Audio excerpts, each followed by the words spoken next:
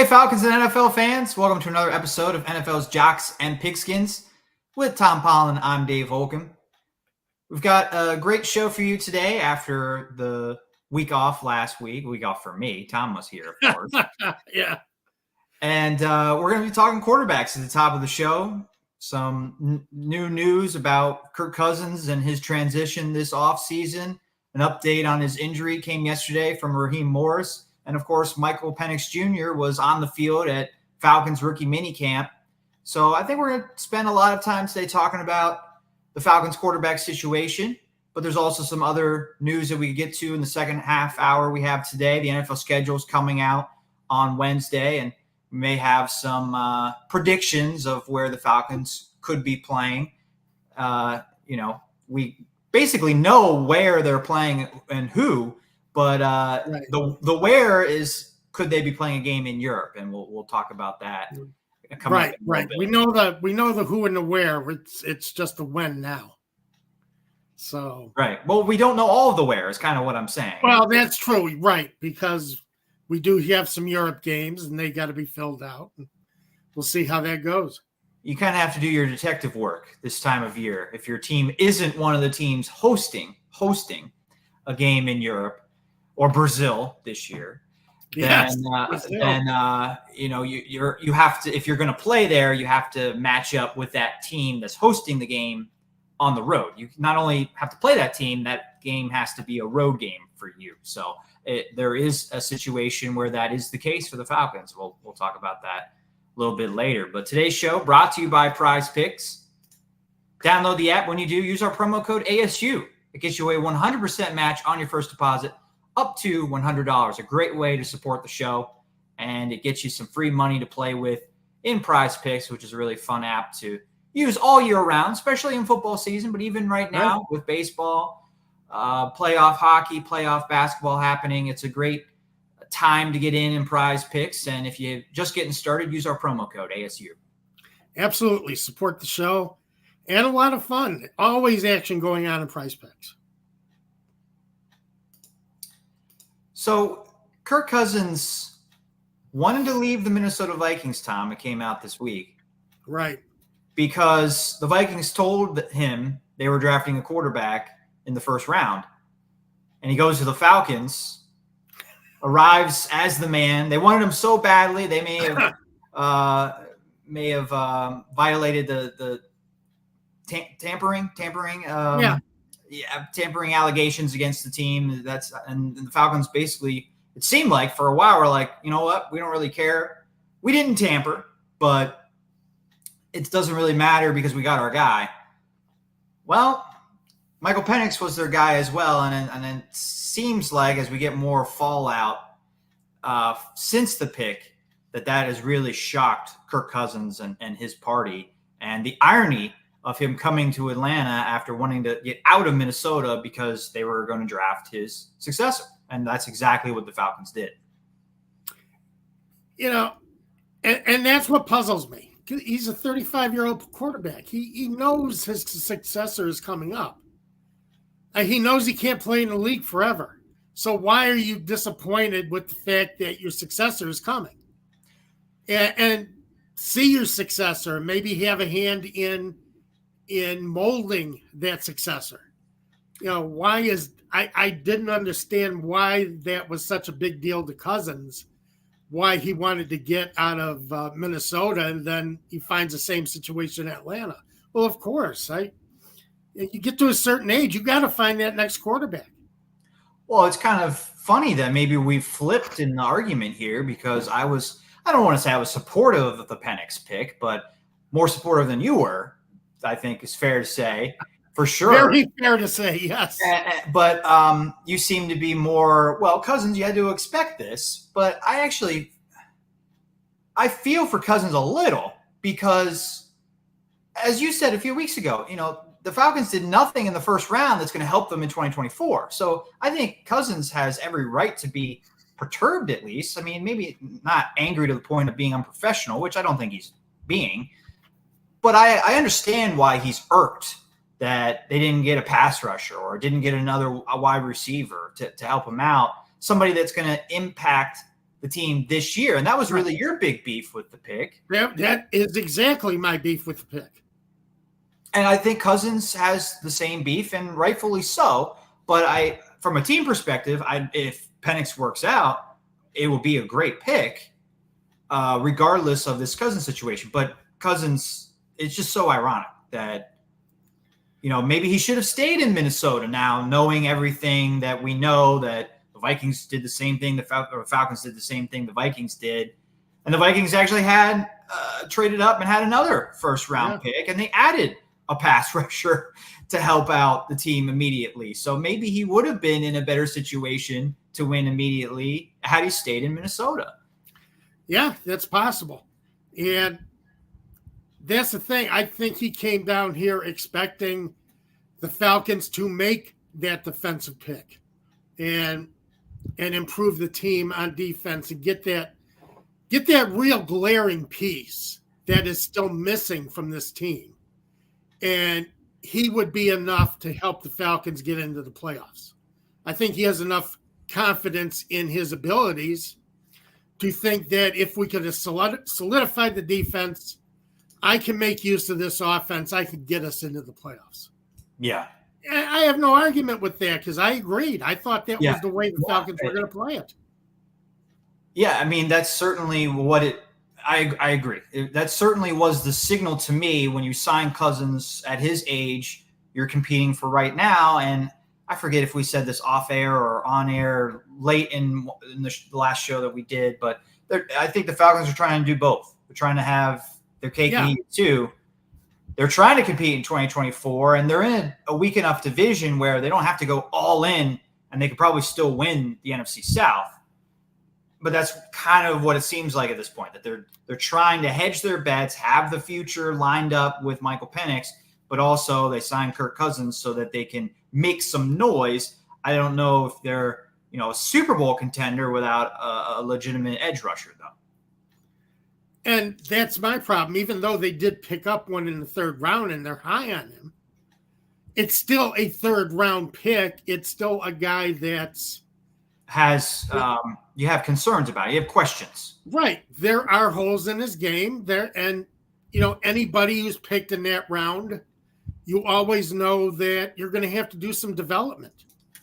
You're not getting a guy who is ready to come into the NFL or has a lot fewer holes in his game to come into the NFL and make an impact.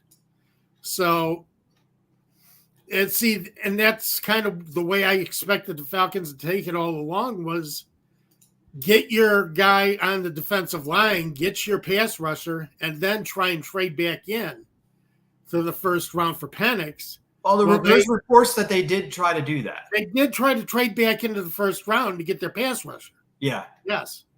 But I think they did it backwards.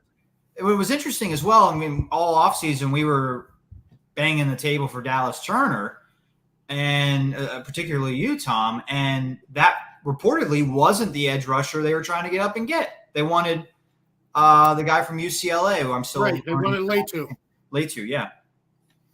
So, which would have been fine with me if that's who they thought was the best pass rusher on the board. That's what they get paid to decide. And if that's, I don't get paid to decide whether Turner versus the best pass rusher on the board. I get to give an opinion. But if they feel that Latu is the guy, then go ahead and take him, get him, and then try and make a more probable trade into the first round to get a quarterback that a lot of teams weren't going to be clamoring for. Maybe Denver would have taken Penix instead of Bo Nix, but it sounded like Denver was actually sold on Bo Nix too. So, Penix probably would have been there later, and it would have been a possible trade. I don't think he's going past 13 with the Raiders. That's just my feeling. I don't think I haven't read that anywhere, but just the way we all said, well, Bo Nix probably late first, early second, Penix late first, early second. We're not even sure about J.J. McCarthy. He might be top 10. He might be top 20. They all went in the top 12. So, like, everybody was kind of wrong with that the quarterbacks all went really early. So I don't think if the Falcons – part of that was maybe it's kind of like chicken or the egg. Like, did the Falcons cause the run on quarterback because they went with quarterback at 8?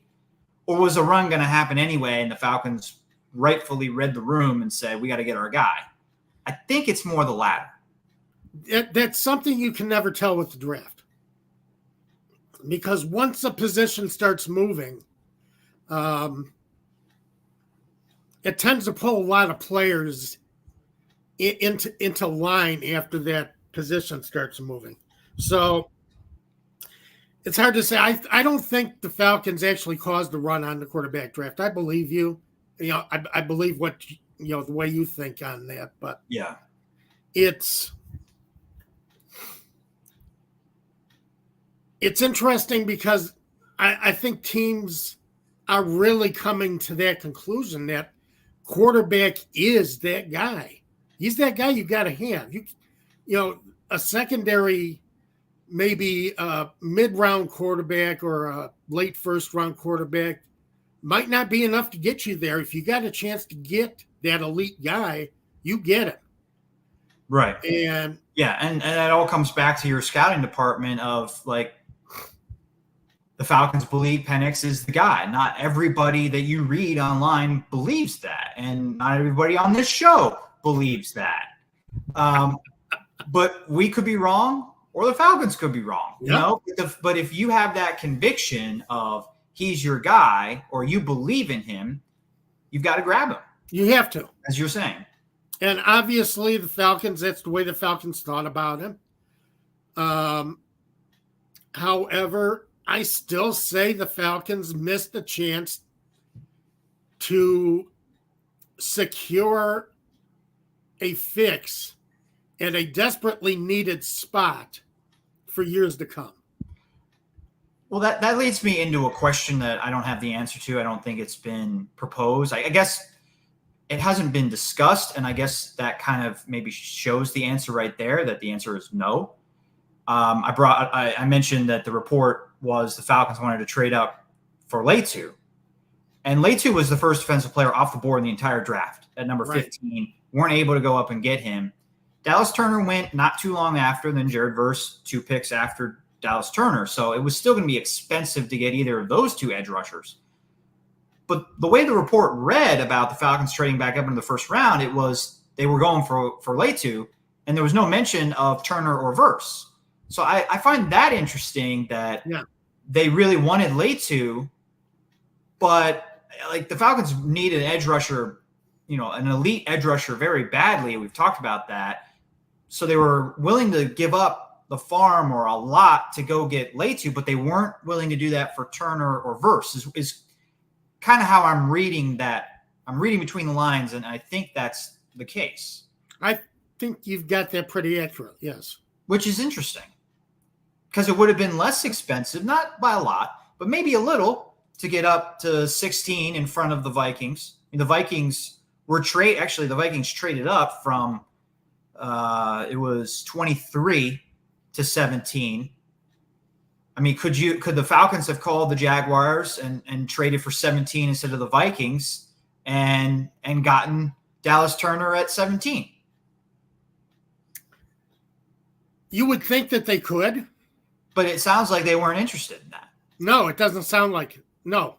They wanted to go higher up. From what I've read, the speculation was that the Falcons wanted to get higher up in the first round. 15 or 16 wasn't going to do it, even if a guy was there. They did want Leitu, and that was it.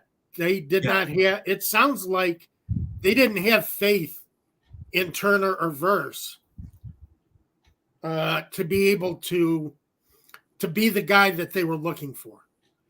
They settled on Leitu, and that was it. And, if they couldn't get, 12 or 13 in the first round, if they couldn't trade back into that spot, then they were willing to just say, we're going to keep our capital and we'll take an edge rusher in the right, which is what keep our capital. We'll get that guy later, and we will see if we can develop that edge rusher.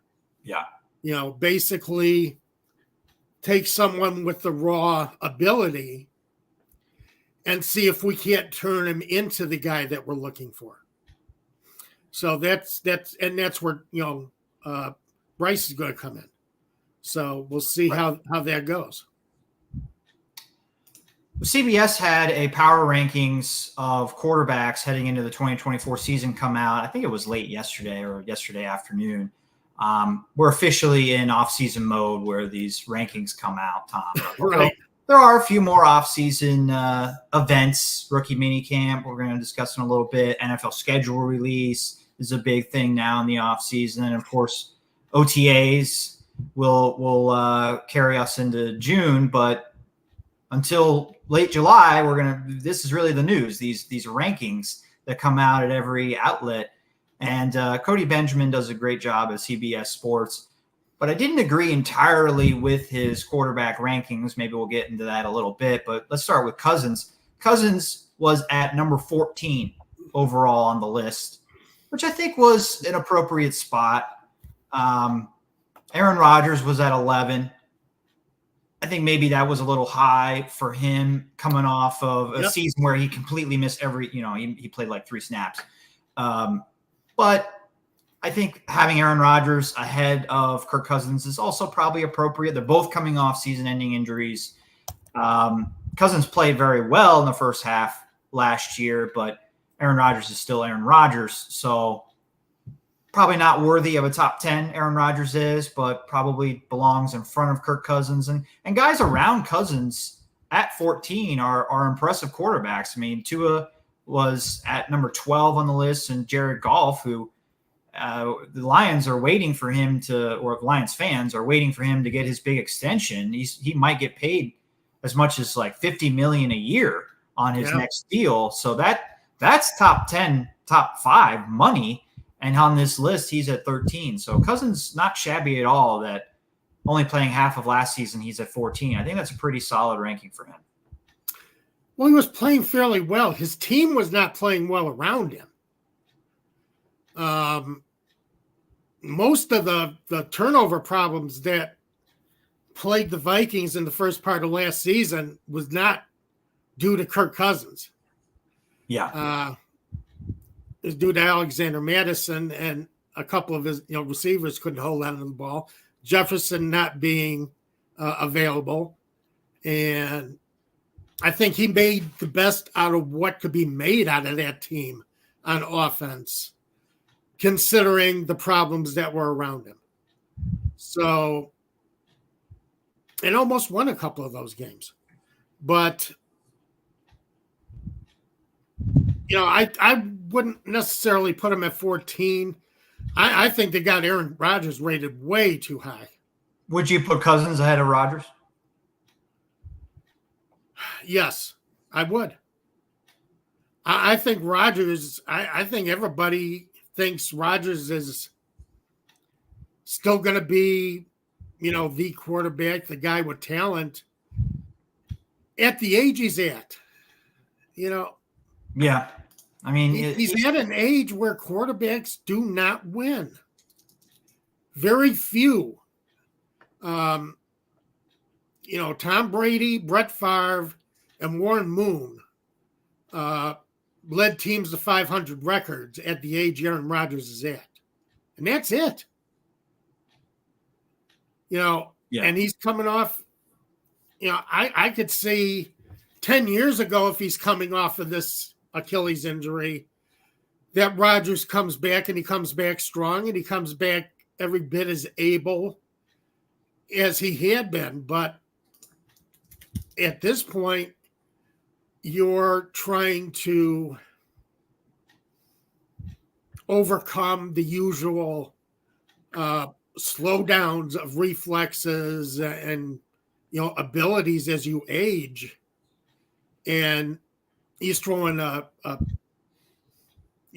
serious injury recovery on top of that. Yeah, I don't know if Rodgers. I don't know how much league he has left. I think that's very fair. At first, my first impression, I guess, of reading the article was Rodgers was too high. And then I kind of thought about it and was like, maybe I just started thinking about, the Rodgers of old and felt like out of respect, I wouldn't put him in the top 10 for sure, but probably top 15. But maybe 11 is a little too high. Maybe he should be closer to 15. He is 40 years old, as you said, and I just did some quick double checking. Peyton Manning and Ben Roethlisberger had winning seasons at 39, but they were done by the time they were 40. Peyton Manning won the Super Bowl in his last season, but was 39, not quite 40 yet when he won that game. And,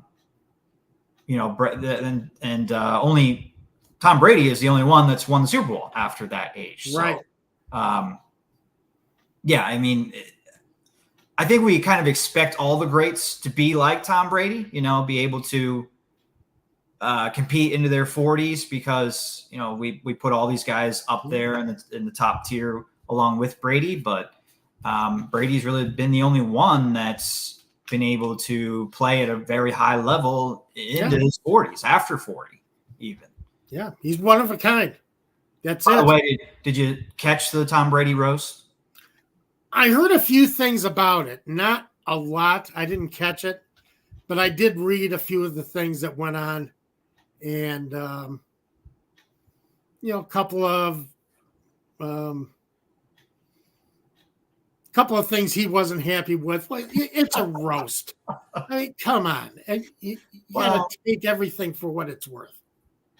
The things, look, it's comedy. Roasts are vicious. Everybody has different things that they're offended by. I was not offended by the things Tom Brady was offended by. And then Tom Brady got up there and made jokes that offended me. So, how that goes. I didn't really understand why he was so upset about the massage joke for Robert Kraft. No, neither do I. And I definitely think he was upset by that. I don't think that was an act. Some people were that wasn't an act. He wasn't. No, I think he was really upset. But meanwhile, the rest of the night, they're making fun of his ex-wife. The kids really were left out of it, but the kids are going to hear the jokes about their mom.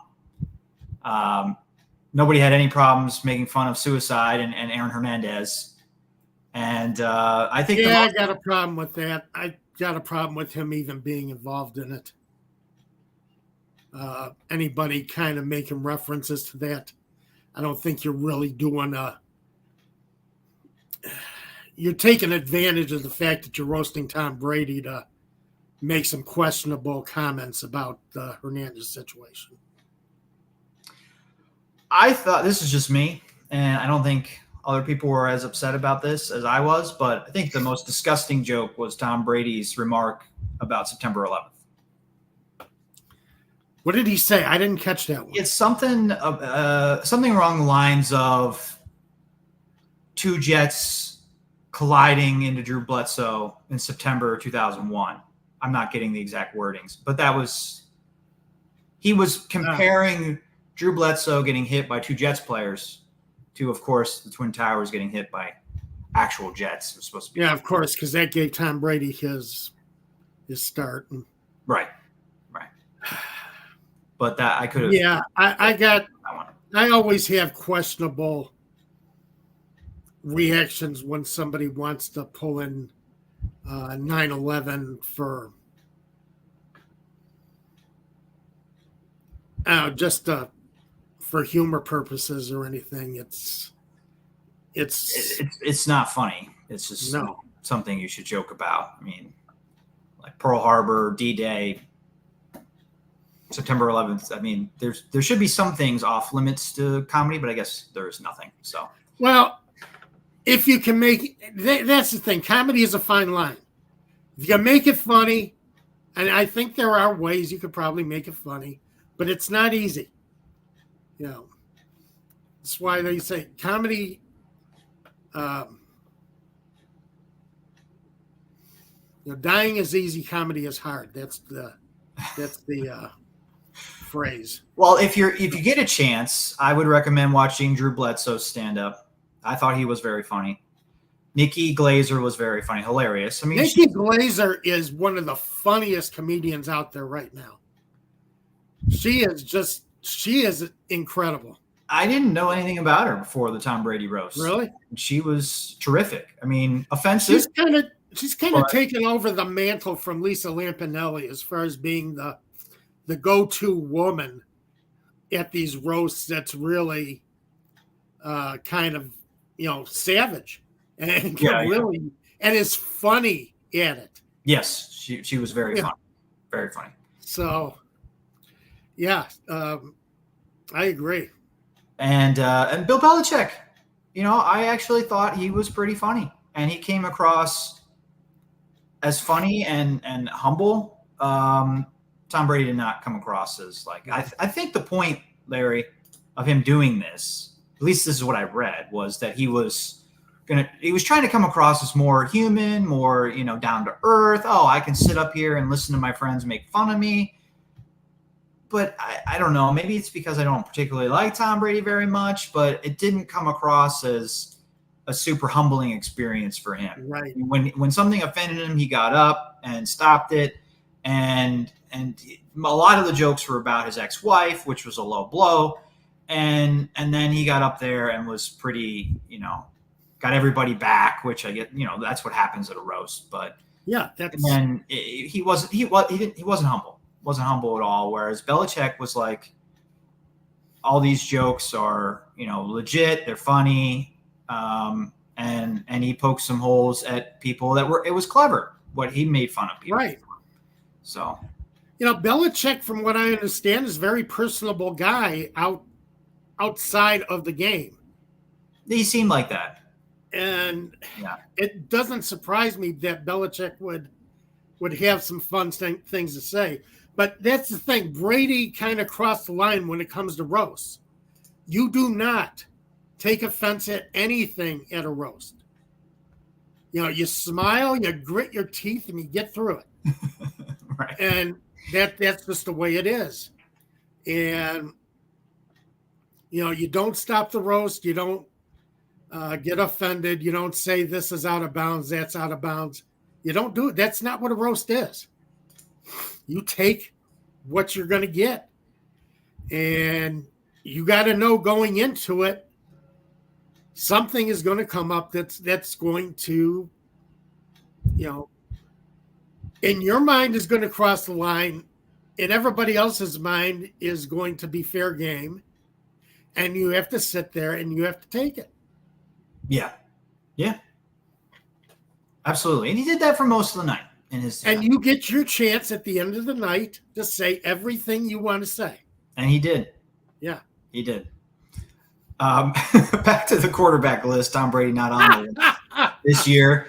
Aaron Rodgers, the oldest quarterback, I think, in the league, starting quarterback in the league now at number 11. I'm just going to point out a couple of, I don't want to say issues, but, things that I disagreed with Benjamin's list. Because we do want to get to some other topics today in the second half hour of today's show. But Lamar Jackson, number six on Benjamin's list. The guy's won 2 MVPs. He's proven, time and again that the nonsense about him playing wide receiver when he was coming to the league was just asinine. Yeah. Then when he was doing well, it was, he's more of a running quarterback. He doesn't throw. He's won 2 MVPs. And yes, he's a terrific playmaker, and he does more with his legs than anybody since Michael Vick, but he's a great thrower of the ball. Yes. Hasn't gotten to a Super Bowl yet, but that's the only thing he has left to accomplish. And not having him in the top 5 to me is the biggest error you can make in a quarterback list, other than not having Mahomes at number 1. I think everybody has that at this point.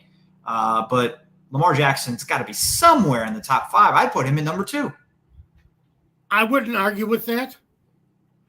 Having him behind C.J. Stroud is a real surprise. Stroud's done it 1 year. Yeah, Cody Benjamin had Stroud at 5, Lamar Jackson at 6. The rest of his top 5 was Brock Purdy at number 2, Josh Allen at 3, and Joe Burrow at number 4. Yeah. So, Lamar Jackson, his playoff production has not been where we would want to see it, but and I think that's what they're judging off of, is that he he hasn't produced in the postseason. He kind of came apart in that game last year. Where yes, I guess that's true. He looked more frustrated than I would want to see my top quarterback to be. But I'd have to go back and look at the tapes, but wasn't Peyton Manning frustrated in 2003, 2004, yeah, 2005? You're going to not put him in the top 5 right? Quarterbacks? You absolutely put him in maybe number 1, but certainly in the top 3 in all of those years where he came up short and won MVP awards. Let's see. To me, it wasn't Lamar Jackson's fault. It was the fact that his coaching staff went away from the run. Yeah. Against the team you should have been able to run against. Right. That's, he did what he could out on the field. So, yeah, Lamar Jackson's got to be a lot higher up, and he's still taking that. I think a lot of it still has to do with people just don't see him as more than a running quarterback. Yeah. And I think that's wrong. That's absolutely wrong. And I guess we're not going to get rid of that, or he won't get rid of that narrative around him until he wins the Super Bowl. Right. If he's able to win the Super Bowl. Yeah. My other big one, I have to go further down the list of a guy that I think should be a lot higher, Baker Mayfield, number 20 overall on the list. And guy won a playoff game last year. I know that they went 9-8, won a weak division, whatever. Really probably only played well for second half of the season. But, I mean, you have Kirk Cousins who didn't play in the second half of the season, ranked 14th. Aaron Rodgers didn't play at all and is ranked 11th. Joe Burrow didn't play really in the second half of the season. He's in the top 5. So Baker Mayfield won a playoff game. None of those guys did. I think Mayfield should be higher than Russell Wilson, Geno Smith. Definitely higher than Russell Wilson. Definitely higher than Deshaun Watson. Yes. I think Russell Wilson, I would actually put Wilson, I think, maybe ahead of Watson. But I would put Baker Mayfield ahead of all 3 of those guys. Both of them. Yeah, right. Yeah. I agree. He has to be. Mayfield did a heck of a job last year putting his game back together and getting an imperfect team to the playoffs. First place in the NFC South and into the playoffs. That wasn't the perfect Tampa Bay team that Tom Brady had to work with. It was a team with holes, and he still managed to lead at quarterback and do the things that Tampa needed him to do.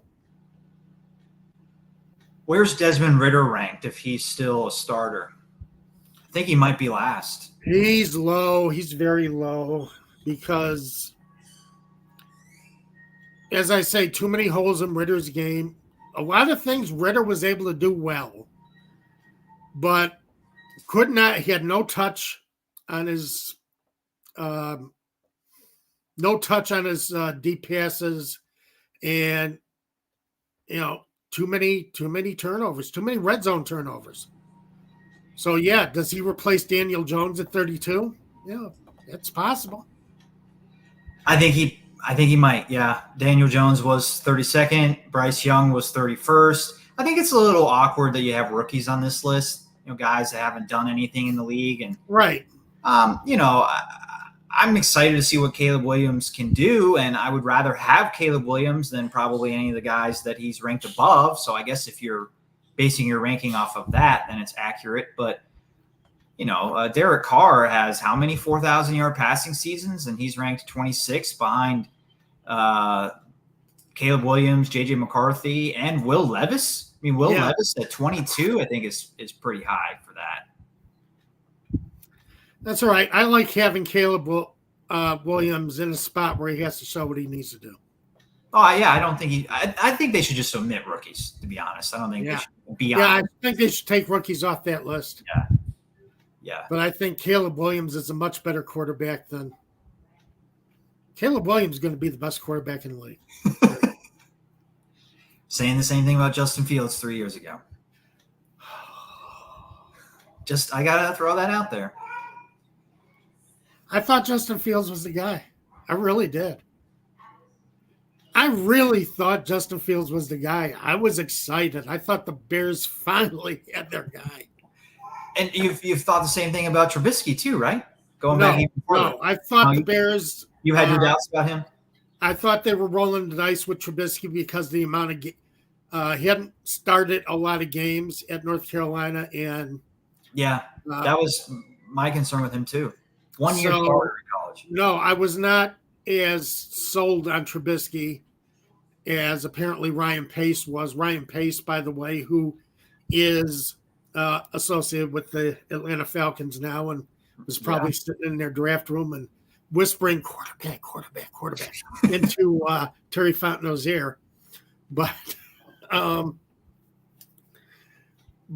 yeah, I did not have as much faith in Trubisky as I did in Justin Fields. I thought Justin Fields was the guy. That's fair. Yeah. Now Caleb Williams is the guy. Okay. Well, you got to have faith in something, right? Well, at some point, somebody has to succeed Sid Luckman as the Bears franchise quarterback. Right. Yeah. Pantera says Mayfield got me 12th place in a $30,000 in DraftKings best ball. So yeah, that'll make me like a guy. That'll make me rank him in the top 10 quarterbacks. Right. And he's got his wide receiver back too. He's got Evans back. So, he's got a good situation there in Tampa Bay.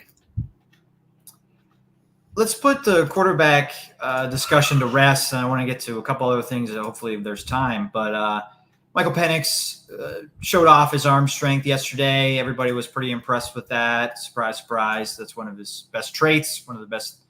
One of the reasons to like the Falcons taking him at 8th overall. Yeah. Then he spoke to the media and had all good things to say about Kirk Cousins.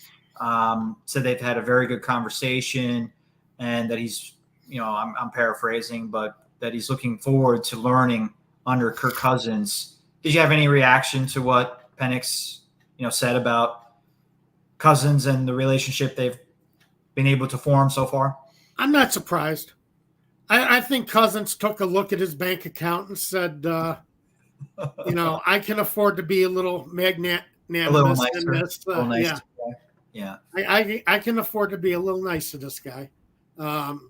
So no, I think Cousins. I'm not surprised at all that Cousins is, willing to be the mentor, the guy in this relationship that Penix can learn from, and I think Penix has got a good guy too.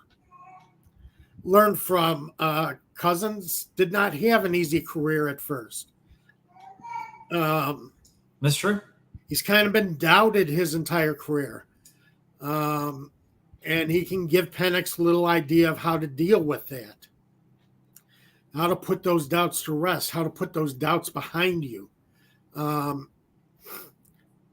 to be your quarterback, how to be your guy and do what you are capable of doing.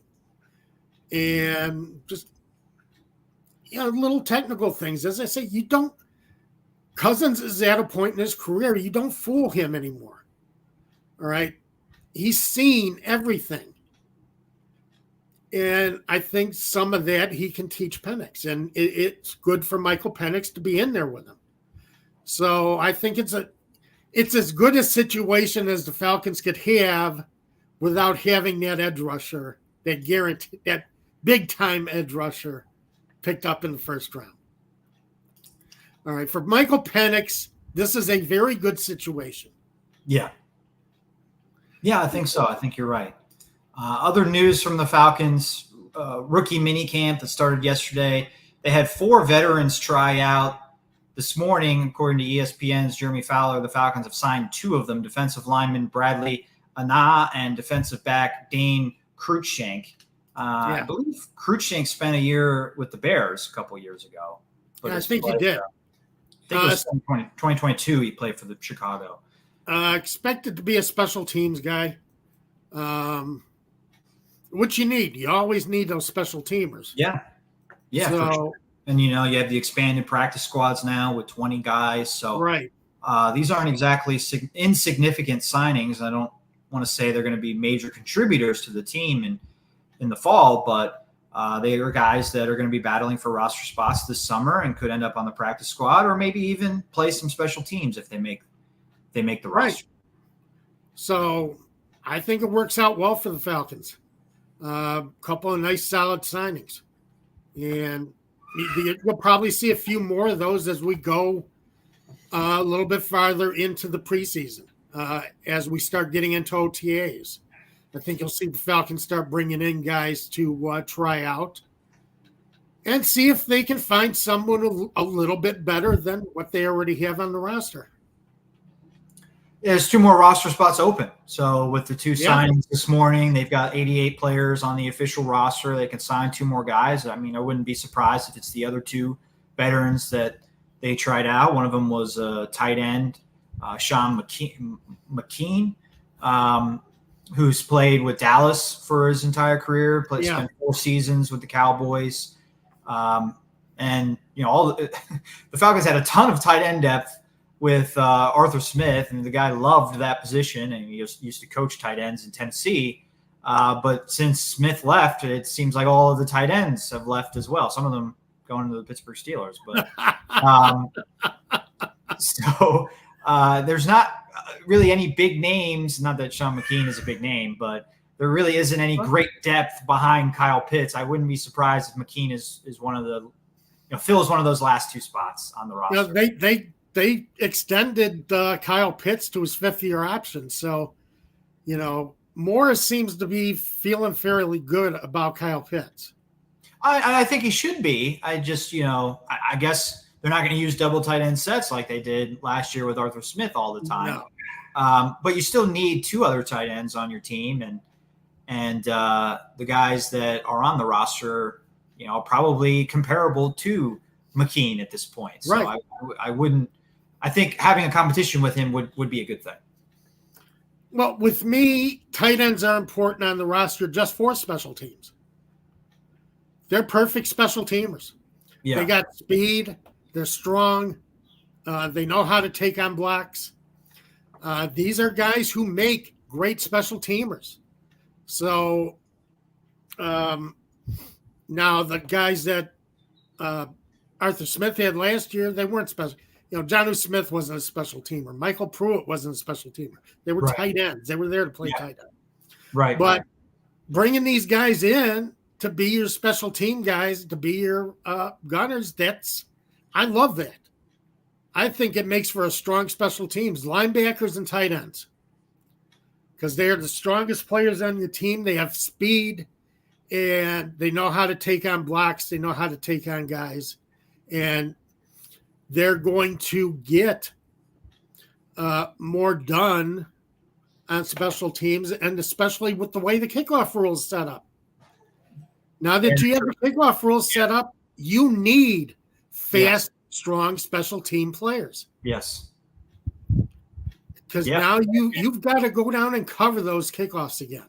Right. And if you have tight ends and linebackers that can both block for your return team and tackle on the coverage team, I mean, the more versatile the guys are, the better. And that you're right. That is a position that normally you want some versatility. It was just Arthur Smith wanted 3 tight ends on the field on offense at all times. Yeah. So that was less of an emphasis for him. Yeah. I mean, right. It wasn't special team.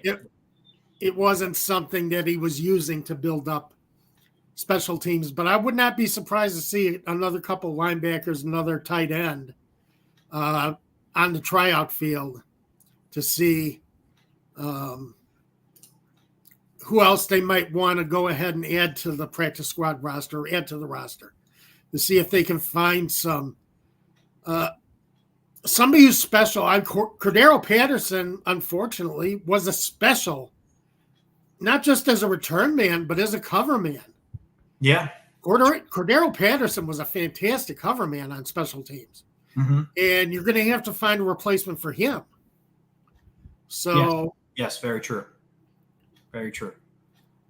I want to spend the last 15 minutes of today's show, which, by the way, is brought to you by Prize Picks. Download the app. When you do, use our promo code ASU. That gets you a 100% match on your first deposit up to $100. So some free money for you. Great way to support our show. You can also follow us on YouTube, Atlanta Sports Unlimited. Give us a like, subscribe. Give us a like on Facebook. Follow us on Twitter as well. We're both on there at TJ Pollen, at DM Holcomb. On X, I should say. I said Twitter, but Twitter, Twitter.com. To me, it's Twitter. Still not inaccurate to say Twitter.com because that's the URL. No, that's their URL, right? Right. Yeah. It's the way it is. But so one of the exciting things about 2024 that I had, Tom, just the year in general, not just football related, but this is semi-related to football. But Christmas was going to be on a Wednesday this year. Yes. Which meant could have the entire day off. Nobody's going to be playing. Well, the NFL decided that they didn't want to give me a day off on Christmas. Oh, Dave, come on. You know better than that. So Gary asked, what are the chances the Falcons will be playing on Christmas, which is a Wednesday? Do teams have any say whether they play on that day? I don't think they do, Gary. I think it's they're going to pick the popular teams, the teams with big followings, which I don't want to sound insulting to our Falcons fan base, but I think that helps that they won't play that day. Right. Falcons have played on Thanksgiving a few years ago. They did. I think they played Thanksgiving back-to-back years. In both years they played the Saints. So if they wanted to build a Falcons-Saints rivalry type thing on Thanksgiving or Christmas again, I wouldn't be surprised. But based on the fact the Saints are kind of down at this point and the Falcons think will be competitive, but we're not 100% for certain, and we don't really have another competitive team that we can pair them with that would be a great draw to a national audience on Christmas. My guess is the Falcons will not play on Christmas. No, they won't. They don't have the national following to make themselves an ideal team for a holiday game. They don't, and not to say that they can't develop that national following, but at this point, after a few down years that they've had and the struggling years they've had, they don't have it. They are not going to pull in a national audience, especially from what I see, Netflix is trying to bid for the game, and they're not going to draw in money from Netflix to make it happen. So they're going to put the Christmas game on Netflix? Netflix is bidding for one of the Christmas game. I don't know. Is there going to be two or just one? There are going to be two games. All right. They're bidding for one of them. Wow. So we'll see if it does happen. But yeah, Netflix is bidding for a game. I've seen talk this last week that with all the streaming services and all the basically the way the NFL pulls in audience, which nobody does anymore. Nobody can pull in a consolidated audience anymore. That the NFL might dissolve all their contracts in 2029, which apparently they are able to do, and then reset the whole damn thing. And they have the ability to do that? It's in the contract? They can pull it? In the contract. They can do that. 2033 is the official end of the contract, but they can stop. They can dissolve these contracts in 2029 and rebid them. So, wow. Salary cap going to go up. Did you hear what I said? No. Salary cap's going to keep going up. Oh yeah, absolutely. By a lot. I mean, I know it always goes up, but like $30 million a year if you got Netflix bidding for games. Oh yeah, that's interesting. So yeah, there's going to be, and that could have been part of the schedule release delay. Mike Florio was writing about that all of this past week, that there wasn't an official announcement that the schedule was coming on Thursday the 9th. So technically the release hasn't been delayed, but everyone kind of was working under the assumption in the media, NFL media, that the schedule was coming out on May 9th. That's the last 3 years. The second Thursday of May is the day that it has come out. So if you're working off of that, this is a delay. And part of what Florio was discussing, why it could be delayed, is this Christmas setup. A couple of things. I think I'm surprised they're going to try and compete with the NBA on Christmas, because the NBA has been the Christmas destination for the last few years. Yeah, and Baldhead Falcons fan says that it's been a major NBA day. It has been for a while. Yeah. And the NFL has played games on Christmas before. It's not like a new thing, but for them to do it no matter what day of the week it is, is a new thing. This is a new thing. And I think them having Netflix or whoever bid on those games was part of the delay, perhaps. The other part is whoever plays on Christmas, those 4 teams have to play Saturday the week before. They can't play Sunday and then Wednesday. Right. So they have to play Saturday, and all 4 of those teams have to play Saturday. So they have to find 4 teams that are not only going to be appealing to a national audience on a holiday of Christmas, but those 4 teams, they're not going to play each other in back-to-back games. So they have to like mix and match. All right, if we get the Chiefs and Raiders on Christmas like we did last year, then the Chiefs have to play like the Cowboys the week before, and the Raiders play the Giants that Saturday before. So then the Cowboys and Giants then play. And that's kind of what I think they're trying to figure out. Yeah, it is a terrible. They are really painted into a corner to try and build these schedules. And maybe they have a little flexibility, because I think on Saturdays in December, they've been putting 3 games on those days. So maybe they have 6 teams they can pull from and then mix and match 4 of the 6 from the previous Saturday. But I don't know. I get that if Netflix is going to pay like $1 billion for this one game, I know it won't be that much, but millions and millions of dollars to have a Christmas game, I guess it's worth it to the league. But I think this scheduling mess that it creates, I mean, the players absolutely hate it. I know the NFL doesn't care, but the players hate playing on Thursdays and Saturdays. Now you're going to have them play on a Wednesday. And I keep saying, players are creatures of habit. Yes. They like doing their routines during the week, getting ready to play Sunday morning, going out, playing their game, and then going home and getting ready for the next one. They're creatures of habit.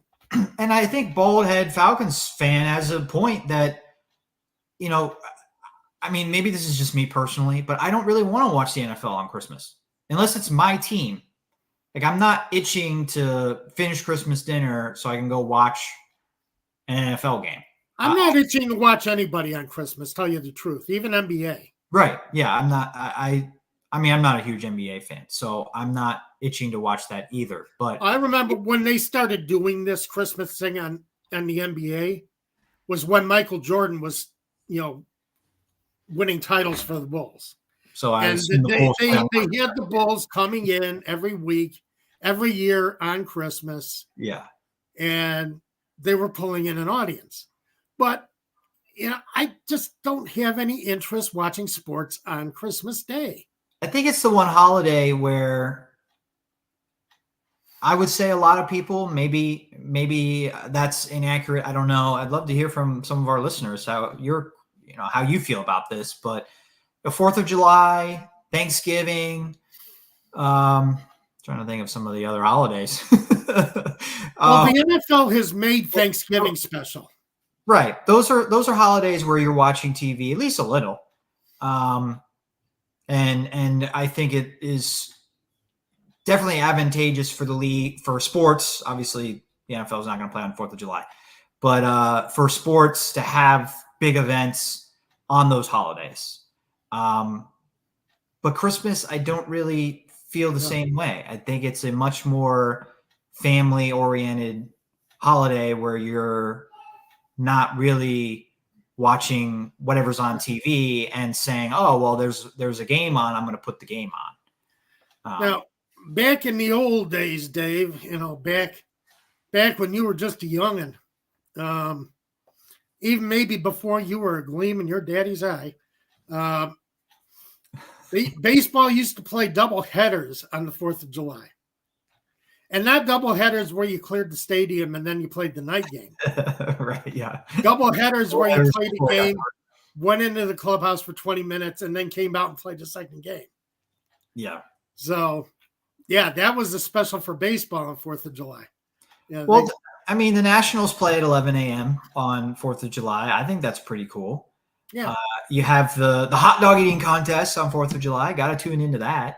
If you must. But, New Year's Eve, New Year's Day are obviously big football days, big holidays where you're watching TV. I don't really see that with Christmas, but that's just me. I don't know. I think maybe it's changing. Maybe it's different. Maybe. I don't know. The NFL usually knows what it's doing. That's true. That's true. Let's go along with that. But Gary, I don't think you have to worry about the Falcons playing on Christmas anyway. They could play in Europe, though. Could. Very well could. So you have our teams that are playing in Europe. The Minnesota Vikings are one of those 4 teams, correct, Tom? Yes. Vikings are playing in Europe. Let's see. I know I looked it up a little bit earlier, and I got to. Yeah, I've got your note. Vikings, Bears, Jaguars, and Panthers are all hosting a game in Europe, and then you have the Eagles hosting a game in Brazil. It's already been announced that the Green Bay Packers will be that opponent. That's the first. Is that the first game of the year? Or that's like the Friday. Second game of the year. Yeah, I think the Chiefs open up on the 5th, and then the Eagles Packers will be the next day. Down in Sao Paulo, Brazil. That'll be interesting. Yeah, I'm looking forward to seeing how all that works out. The Panthers are hosting the Munich game, which is a new annual thing as well. That we have one game in Germany. I do not think they're going to have a division game in Europe. That just puts one team at a big disadvantage to lose a home matchup against a division opponent. I know the NFL doesn't super care about complete fairness, but I think they won't go that far and have the Falcons play the Panthers in Munich.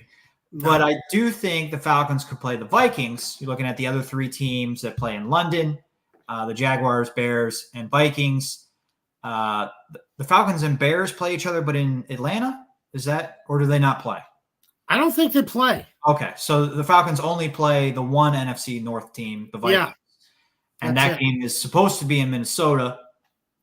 Could be in London. I think that is a I don't know if I can put a percentage on it, but I think that is at least a 50-50 chance that the Falcons do visit London, not for losing a home game, which is a good thing, but they will have to deal with the travel if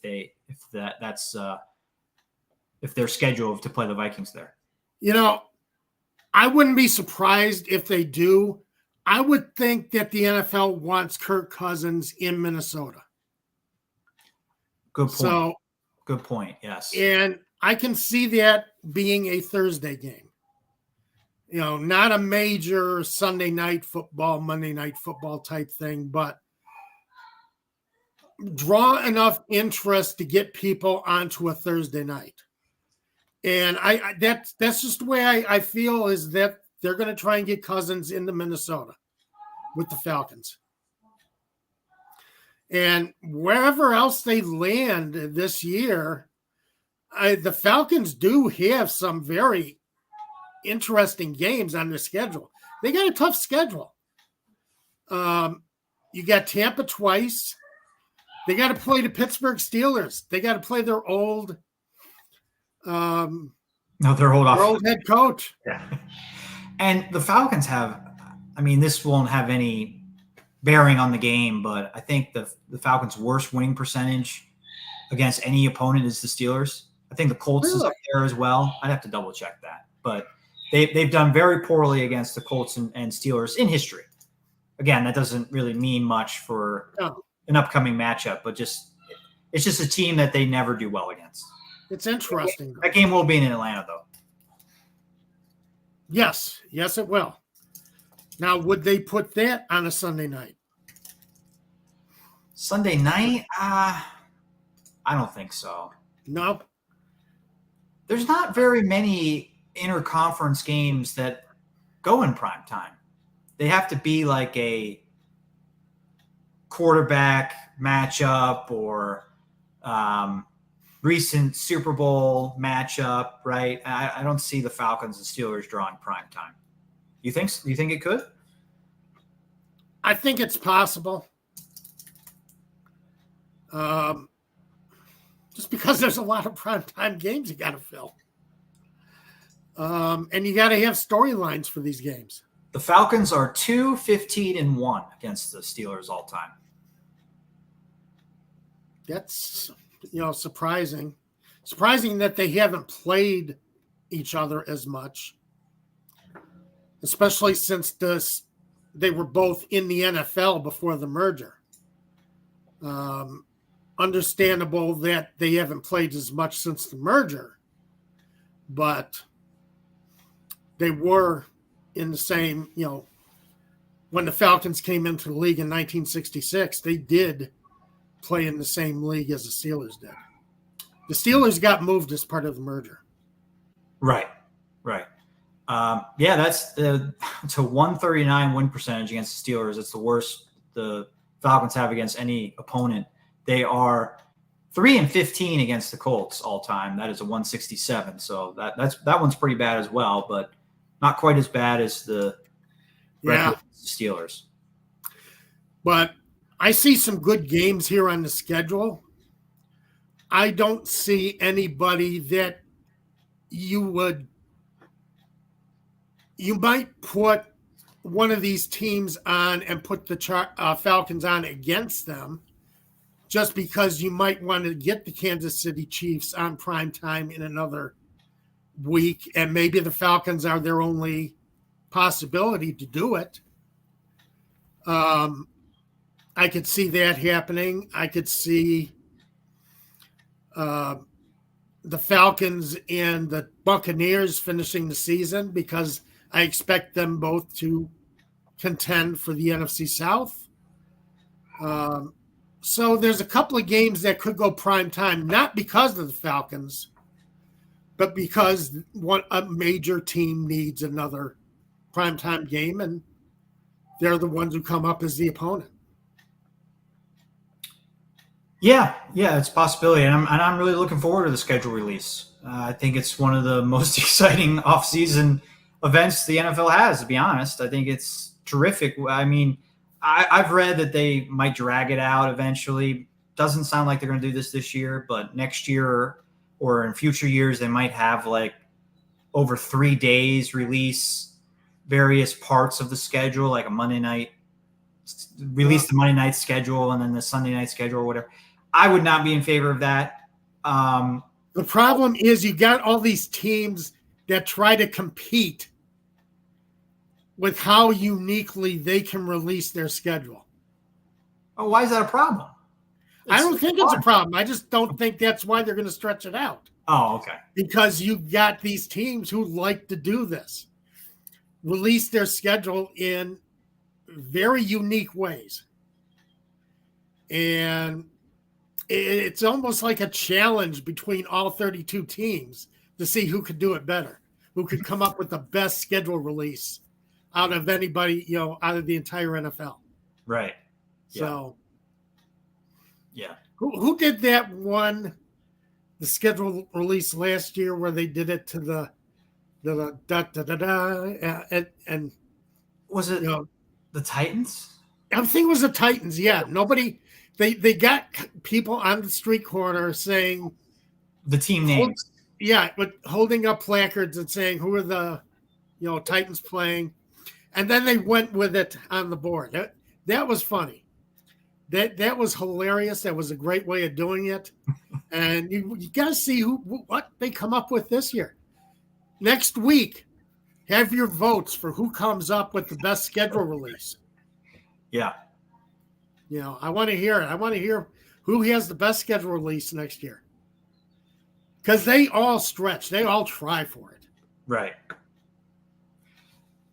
Well, we'll have a full breakdown of the Falcons schedule, the Monday night schedule, Sunday night schedule, Thursday night schedule. Pantera, yeah. It's NFL schedule release week. See, and I did think that we would be talking about schedule release this week. And I was a little surprised they didn't do it. So, I was surprised too. I think everybody was. I think everyone was kind of expecting it, even though there wasn't an official announcement. Right. But fortunately, we don't have to wait too much longer. It'll be out in a few days. Yeah. And we'll be talking all about it next Saturday. I do have something else that I want to quickly say before ending today's show. My time here at Atlanta Sports Unlimited is coming to an end next week. Told Tom already and everybody else behind the scenes, Chris, who's not with us today, and Terrence Moore. Going to spend some more time with my family and do some other things in my free time. And next week will be my last show. I've really enjoyed doing this. I'll have a more official goodbye next week. But I just wanted to say real quickly that, I will be gone after next week and looking forward to making one last killer episode with Tom. I hope Chris can be here next week. Absolutely. So do I.